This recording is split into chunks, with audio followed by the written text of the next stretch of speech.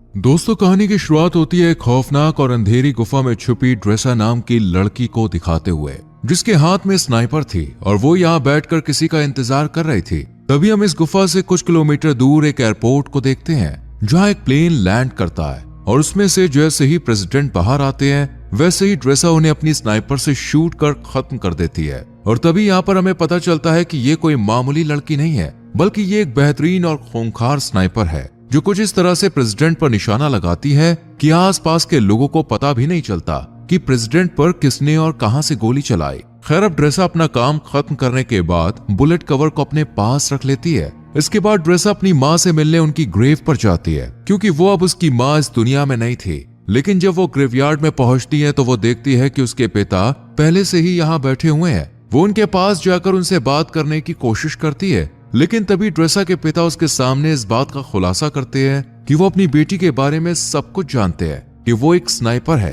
और अभी अभी उसने एक इंसान की जान ली है। इस पर ड्रेसा उन्हें जवाब देते हुए कहती है कि कभी कभी तो मुझे नींद भी नहीं आती है। और इतना कहकर वो अपनी जेब से बुलेट का कवर निकालती है और इसे अपने पिता के हाथ में सौंप देती है। वो इस कवर को भी बाकी के इकट्ठा हुए कवर के साथ रख देते हैं। और यहाँ पर हमें पता चलता है कि ड्रेसा ने पहले भी बहुत सारे लोगों को मौत के घाट उतारा है। अब ड्रेसा के पिता उसे अपने कैंसर के बारे में बताते हैं और कहते हैं कि मेरे पास बहुत कम समय बचा है और मैं केवल कुछ ही दिनों का मेहमान हूँ, लेकिन आने वाले दिनों में अगर मैं नहीं मरा तो इस वैलेंटाइन डे के दिन मैं खुद अपनी जान ले लूंगा। ये सुनते ही ड्रेसा के पैरों तले जमीन खिसक जाती है और वो अपने पिता को ऐसा करने से मना करती है। लेकिन वो अब भी ड्रेसा से यही कहते हैं कि यह हम दोनों की आखिरी मुलाकात है और शायद अब हम ना मिलें। वहीं दूसरी तरफ हम लिवाई नाम के एक आदमी को देखते हैं जिसे उसके बुरे सपनों ने परेशान कर रखा है। इसलिए लिवाई समुद्र के किनारे बैठकर अक्सर पोयम लिखता है और आज भी वो यहीं बैठा हुआ होता है। तभी लिवाई के पास अचानक एक मैसेज आता है जिसमें उसे एक एड्रेस पर आने के लिए कहा जाता है।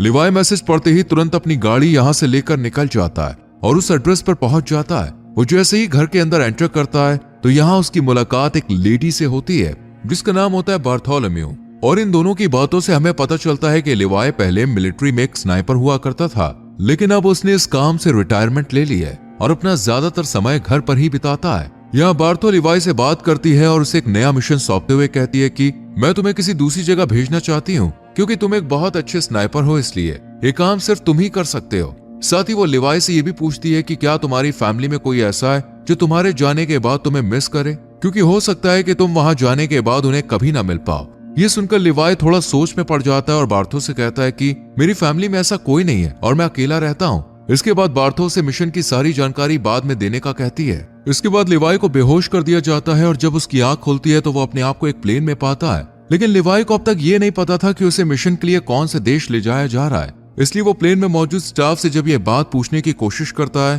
तब सभी उसकी बात को इग्नोर कर देते हैं। पर एक पायलट आकर लिवाई को बताती है कि तुम्हारी डेस्टिनेशन आ चुकी है और अब वो उसे यही लैंड कराने वाले हैं। साथ ही वो लिवाई से ये भी कहती है कि तुम्हें अपनी मंजिल तक पहुंचने के लिए यहाँ से कम 32 किलोमीटर पैदल चलकर जाना होगा, तभी तुम उस जगह पर पहुंच पाओगे जहां से तुम्हें इस मिशन को अंजाम देना है। इतना कहने के बाद वो लिवाई को एक पैराशूट देती है जिसे पहनकर वो प्लेन से नीचे बर्फ पर कूद जाता है और फिर धीरे धीरे आगे बढ़ने लगता है। लिवाई को पैदल चलते चलते अब 2 दिन बीत जाते हैं और 2 दिन बाद आखिरकार वो अपनी मंजिल तक पहुंच ही जाता है, जहां सबसे पहले उसकी मुलाकात जीडी नाम के एक आदमी से होती है जो उसे एक वॉच टावर की तरफ ले जाता है और उसे बताता है कि अगले 1 साल तक तुम यहीं पर काम करोगे। मैंने भी यहाँ पर 1 साल तक काम किया है, लेकिन अब मेरा टाइम पूरा हो चुका है, इसलिए अब तुम्हें ये काम सौंपा गया है। हालांकि लिवाई को अब भी समझ नहीं आ रहा था कि आखिर उसे क्या काम करना है। यही सवाल जब वो जेडी से पूछता है तब वो उसे बताता है कि यहाँ एक बहुत ही गहरी खाई है जिसे जॉर्ज नाम दिया गया है। बस लिवाई को इसी की पहरेदारी करनी है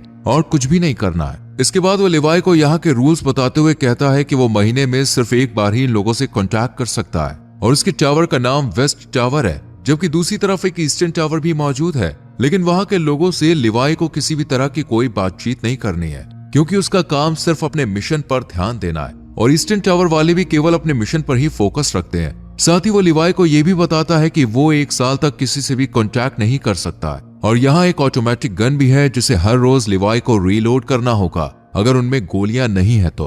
इसके अलावा नीचे बहुत सारी माइंस भी हैं, अगर उनमें किसी तरह का कोई विस्फोट होता है तो लिवाई को उन्हें भी देखना होगा। हालांकि लिवाई को अब तक समझ नहीं आ रहा था कि आखिर उसका मिशन है क्या, इसलिए वो जेडी से पूछता है कि क्या मेरा काम यहाँ पर आने वाले लोगों को जॉर्ज के करीब जाने से रोकना है। इस पर जेडी कहता है नहीं, जो चीज जॉर्ज के अंदर है उसे ऊपर आने से रोकना है। फिर वो एक छोटा सा बम उठाता है और उसे खाई यानी जॉर्ज के अंदर फेंक देता है। जैसे ही धमाका होता है, अचानक खाई से एक बहुत ही डरावनी और अजीब सी आवाज सुनाई देती है जो किसी मॉन्स्टर की तरह लग रही थी। और यहाँ पर हमें इस खाई की असलियत का पता चलता है कि इसके अंदर कोई छोटी मोटी या मामूली चीज नहीं है, बल्कि कुछ बेहद ही खौफनाक छुपा हुआ है। इसके बाद जेडी लिवाई से कहता है कि जो चीजें जॉर्ज के अंदर छुपी हुई हैं, उन्हें हैलोवीन कहा जाता है और तुम्हें उन्हें ऊपर आने से किसी भी हाल में रोकना होगा। ऐसा कहा जाता है कि साल 1940 में सेना की 3 बटालियन इन्हीं हैलोवीन को रोकने के लिए नीचे गई थी, लेकिन वो भी कभी वापस नहीं आई। साथ ही वो लिवाई को एक स्ट्रे डॉग अलार्म के बारे में बताता है। जिस दिन वो अलार्म बजना शुरू हो जाए,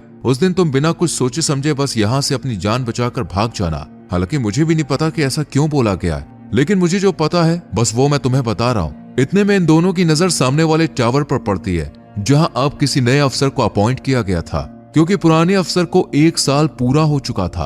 अब जेडी लिवाई को खाने पीने के बारे में बताते हुए कहता है कि उसका 1 साल के खाने का इंतजाम यहाँ कर दिया गया है, बाकी अगर वो चाहे तो शिकार भी कर सकता है। वहीं जेडी लिवाई के सामने इस बात का भी खुलासा करता है कि ये जगह 75 सालों से सीक्रेट रही है और किसी को भी इसके बारे में कुछ नहीं पता है, और हमें भी आने वाले टाइम में इस जगह को सीक्रेट ही रखना है। इतना कहने के बाद जेडी यहाँ से निकलकर बाहर आ जाता है और सिग्नल देने के लिए जैसे ही स्मोक करता है, तब एक हेलीकॉप्टर उसे लेने के लिए आ जाता है और जेडी इसमें चढ़ जाता है। लेकिन हेलीकॉप्टर में मौजूद अफसर पहले उससे उसकी आइडेंटिटी पूछता है और फिर उसे शूट कर मार देता है, जिससे हमें पता चलता है कि ये जगह इतनी सीक्रेट है कि यहाँ से किसी को भी बाहर जाने नहीं दिया जाता है। इधर हम लिवाई को देखते हैं जो बिल्कुल वैसा ही करता है जैसा उसे बताया गया था। वो ऑटोमेटिक गन के अंदर गोलियां डालता है और आसपास का जायजा लेने लग जाता है। जब पूरा 1 महीना गुजर जाता है, तब वो यहाँ से किसी को कांटेक्ट करने की कोशिश करता है और उन्हें बताता है कि मेरा किसी भी दुश्मन से कोई आमना सामना नहीं हुआ है। इतना कहकर वो कॉल कट कर देता है,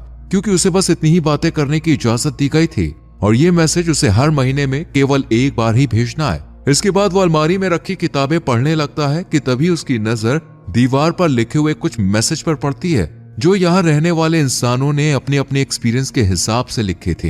इन्हें पढ़ने के बाद लिवाई बाहर आ जाता है और एक टेलीस्कोप की मदद से दूसरे टावर को देखने की कोशिश करता है, जहां उसे एक लड़की बैठी हुई दिखाई देती है, जो कि कोई और नहीं बल्कि ड्रेसा ही थी। ड्रेसा की खूबसूरती देखकर लिवाई उसे देखता ही रह जाता है, लेकिन बात करने की कोशिश नहीं करता, क्योंकि उसे दूसरे वॉच टावर से कांटेक्ट करने के लिए मना किया गया था। इसी तरह लिवाई को यहाँ 2 से 3 महीने बीत जाते हैं और अब ड्रेसा भी उसके बारे में जान चुकी थी। इसलिए एक दिन जब उसका बर्थडे होता है, तब वो लिवाई से बात करने का फैसला करती है और एक पेपर पर लिखकर लिवाई से उसका नाम पूछती है। ये देखने के बाद वो भी एक बोर्ड उठाता है और उसके जरिए ड्रेसा को बातचीत करने से मना करता है, लेकिन ड्रेसा फिर भी उसे अपना नाम बता देती है, जिसके बाद लिवाई भी ज्यादा ना सोचते हुए अपना नाम लिख देता है और इस तरह दोनों में दोस्ती हो जाती है। एक दिन जब लिवाई को पता चलता है कि ड्रेसा एक स्नाइपर है, तो वो उसका टेस्ट लेने के लिए उसके सामान पर निशाना लगाता है, जिसके बाद ड्रेसा भी अपने आप को प्रूव करने के लिए स्नाइपर उठाती है और उसके वॉच टावर पर निशाना लगाती है। लेकिन तभी उसकी नजर कुछ मॉन्स्टर पर पड़ती है, जो कि खाई में से बाहर आ रहे थे।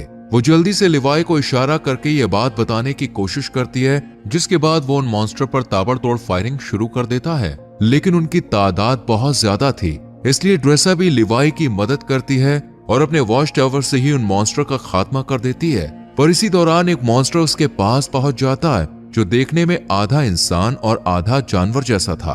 ड्रेसा जब उसे देखती है तो वो अपनी जान बचाने के लिए उस पर गोली चलाने की कोशिश करती है, लेकिन कोई फायदा नहीं होता और वो मॉन्स्टर लगातार ड्रेसा की तरफ बढ़ता रहता है। लेकिन सही वक्त पर लिवाई उसे शूट कर उसकी जान ले लेता है और ड्रेसा को बचा लेता है। इसके बाद अगले दिन लिवाई माइंस के अंदर जाता है, जहां अचानक खाई में से एक छोटा सा ड्रोन निकलता है और उड़कर यहाँ से चला जाता है। लेकिन उसके जाने से पहले लिवाई और ड्रेसा दोनों इसे देख लेते हैं, लेकिन इन्हें पता नहीं होता कि आखिर ये है क्या। इस तरह इन दोनों को यहाँ कुछ महीने और बीत जाते हैं और अब दिसंबर का महीना शुरू हो चुका था, जहां एक दिन अब लिवाई ड्रेसा से मिलने का फैसला करता है और वो अपने आरपीजी में जहां मिसाइल डाली जाती है उस जगह पर एक रस्सी को बांध देता है। उसे ऐसा करते हुए ड्रेसा भी देख लेती है, लेकिन उसे भी समझ नहीं आता कि आखिर लिवाई करना क्या चाहता है। इतने में लिवाई इस मिसाइल को दूसरी तरफ छोड़ देता है, जो कि एक रस्सी के सहारे बंधी हुई थी, और ये रस्सी ड्रेसा के पास पहुंच जाती है, जिसके बाद वो इसे एक पेड़ से बांध देती है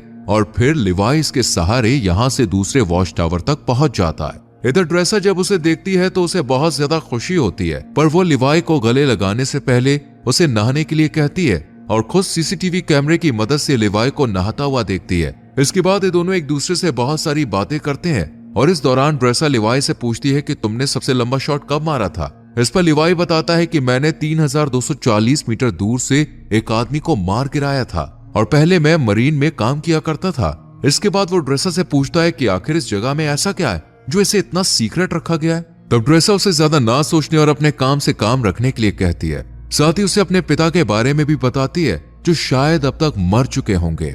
इसके बाद वो म्यूजिक प्ले करती है और लिवाई से डांस करने के लिए कहती है, जिसके बाद ये दोनों साथ में डांस करते हैं और एक दूसरे के करीब आकर यही सारी हदें पार कर देते हैं। इसी दौरान लिवाई ड्रेसा को अपनी कविताओं के बारे में बताने लगता है और उससे कहता है कि मैंने तुम्हारे लिए भी एक पोएम लिखी है।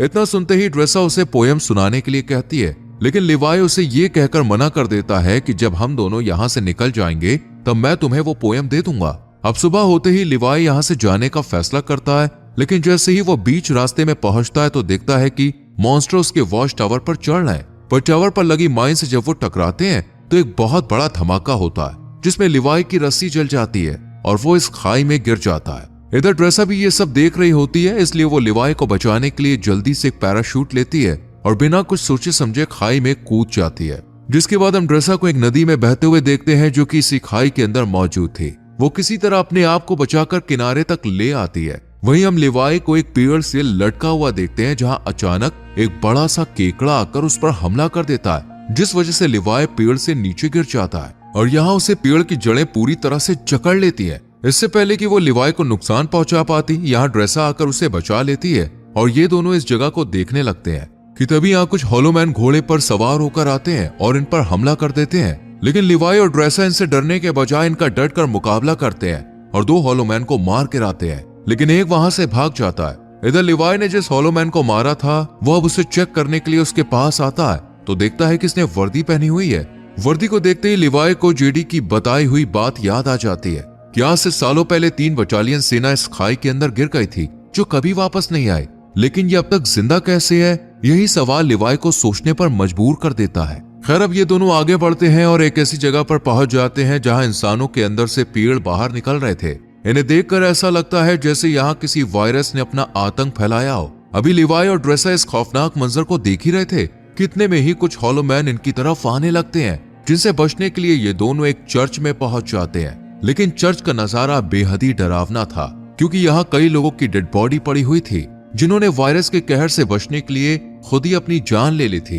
तभी ड्रेसा के ऊपर एक मकड़ी अटैक कर देती है जो कि देखने में काफी बड़ी थी, मानो उसके ऊपर भी जैसे वायरस का असर हो गया था और वो जैसे ही इन पर हमला करती है ये दोनों मिलकर इसे शूट कर यहीं खत्म कर देते हैं। लेकिन तभी दरवाजा तोड़कर कुछ हॉलोमैन यहाँ आ जाते हैं, जिन्हें देखते ही लिवाई और ड्रेसा जल्दी से चर्च में भाग निकलते हैं और पहाड़ों के बीच बनी एक सुरंग में पहुंच जाते हैं और दरवाजे को आगे बंद करके जब इस सुरंग को अंदर से देखते हैं तो इन्हें एक तरह की लैब दिखाई देती है जहां पहले कभी एक्सपेरिमेंट किए गए थे। यहाँ इन्हें एक बैकअप जनरेटर भी मिलता है जिसे ये लोग स्टार्ट कर देते हैं और फिर लिवाई को यहाँ एक डीवीडी प्लेयर भी मिलता है। डीवीडी के इस कैसेट को जब ये दोनों प्ले करते हैं तो स्क्रीन पर एक लेडी दिखाई देती है जो इस जगह को लेकर अपने सीक्रेट मिशन के बारे में बताती है। साथ ही वो आगे ये भी कहती है कि हम यहाँ एक केमिकल मिसाइल बना रहे थे जिसमें बहुत सारे लोग मिलकर काम कर रहे थे, लेकिन एक दिन जब इस जगह पर भूकंप आया तो भूकंप की वजह से जो मिसाइल हमने तैयार की थी वो लीक होनी शुरू हो गई और इस तरह ये केमिकल आसपास फैल गया,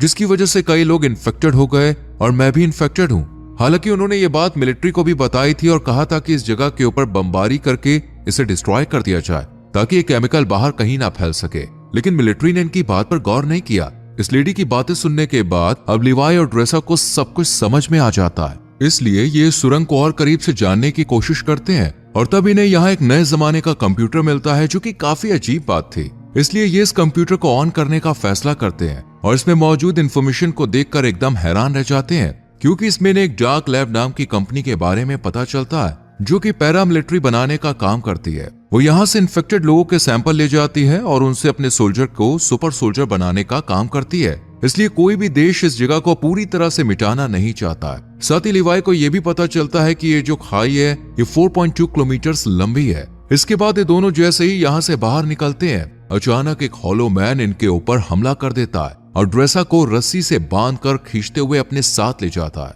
हालांकि वो रस्सी को काटने की कोशिश करती है लेकिन कोई फायदा नहीं होता। इधर लिवाई भी उसे ढूंढने के लिए इधर उधर भटकता रहता है और एक ऐसी जगह पर पहुंचता है जहां एक बहुत बड़ी मिसाइल मौजूद थी। वहीं हम ड्रेसा को एक पेड़ से लटका हुआ देखते हैं और वो हॉलो मैन भी उसके सामने ही खड़ा होता है, जिससे ड्रेसा उसे खोलने के लिए कहती है। लेकिन वो जब उसकी बात नहीं सुनता तो वो खुद ही किसी तरह अपने हाथों को खोलकर उस पर अटैक कर देती है। काफी देर तक इन दोनों में लड़ाई जारी रहती है। इतने में ही यहाँ लिवाई भी आ जाता है और हॉलो मैन को शूट कर ड्रेसा को बचा लेता है। लेकिन जब वो वर्दी पर उसका नाम देखता है तब उसे पता चलता है कि वॉच टावर पर पहरेदारी देने वाला ये पहला इंसान था जो बाद में इन्फेक्टेड हो गया। इसलिए ये दोनों अब यहाँ से निकलने का फैसला करते हैं और यहाँ खड़ी एक कार के अंदर नई बैटरी डालकर उसे एक रस्सी से बांध देते हैं। जैसी कार ऊपर की तरफ जाने लगती है, अचानक यहाँ बहुत सारे हॉलो मैन आ जाते हैं और इन पर हमला कर देते हैं। पर ये दोनों अपनी स्नाइपर से इनमें से कई हॉलो मैन को मौत के घाट उतार देते हैं। लेकिन एक वक्त पर आकर जब इनकी गोलियां खत्म हो जाती हैं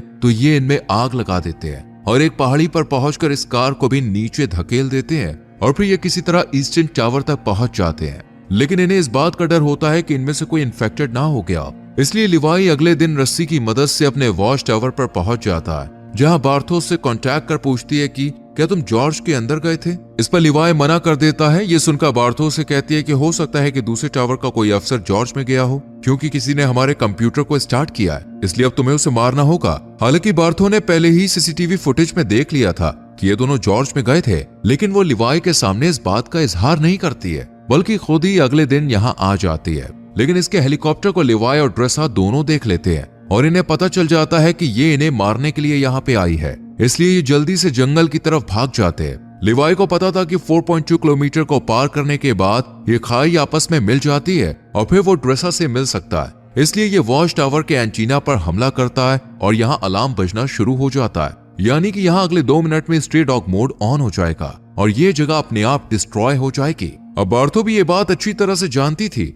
इसलिए वो हेलीकॉप्टर लेकर यहाँ से भागने लगती है। इधर ड्रेसा और लिवाई भी भागने लगते हैं, जिसके बाद 2 मिनट पूरे होते ही जॉर्ज के अंदर जो मिसाइल रखी हुई थी वो ब्लास्ट हो जाती है और इस ब्लास्ट की वजह से सभी हॉलो मैन मारे जाते हैं। वहीं बार्थो का हेलीकॉप्टर भी इस धमाके की चपेट में आ जाता है, जिस वजह से वो भी मारी जाती है। इधर लिवाई भी पानी में गिर जाता है, लेकिन ड्रेसा इन सब में बच जाती है और एक जगह बैठकर उसका इंतजार करने लगती है। काफी दिन बीत जाते हैं लेकिन लिवाई का कोई अता पता नहीं चलता, इसलिए वो उसकी लिखी हुई पोयम खोलकर पढ़ती है और फिर अपनी नई जिंदगी की शुरुआत करती है और एक रेस्टोरेंट में काम करने लगती है। लेकिन तभी अचानक एक दिन वहां लिवाई आ जाता है, जिसे देखकर ड्रेसा बहुत खुश होती है और फिर ये दोनों एक दूसरे को किस करते हैं और इसी के साथ ये कहानी यहीं खत्म हो जाती है।